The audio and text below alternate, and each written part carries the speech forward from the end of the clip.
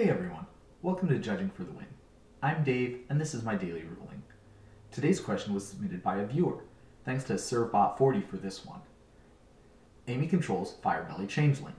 Nick uses control magic against that creature to take it for himself. Afterwards, Amy uses Sliver Overlord's ability targeting that Firebelly Changeling. After the ability resolves, who will control the creature? Alright, so this is a good old-fashioned continuous effects question. So to get the answer, we're going to parse everything into its appropriate layers and then process accordingly.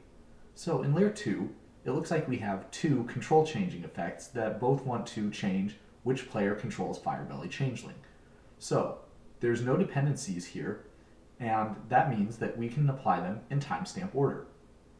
That means that first, Control Magic's continuous effect will apply, assigning control of Firebelly Changeling to Nick, and afterwards, then Sliver Overlord's control changing ability will apply, and assign control of that creature back to Amy, effectively nullifying what the Control Magic's ability did.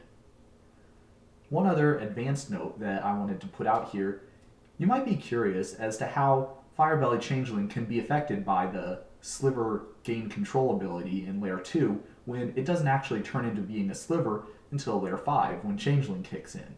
Now that's a great question. Here's the answer.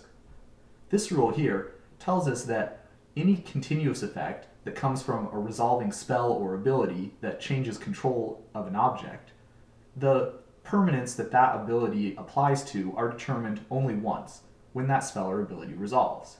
Now, what that means in this situation is that the game knows that the targeted sliver is Firebelly Changeling, and that's the permanent that the control changing effect should apply to. That set does not change even if the characteristics of Firebelly Changeling change later, say for example if it loses all its creature types.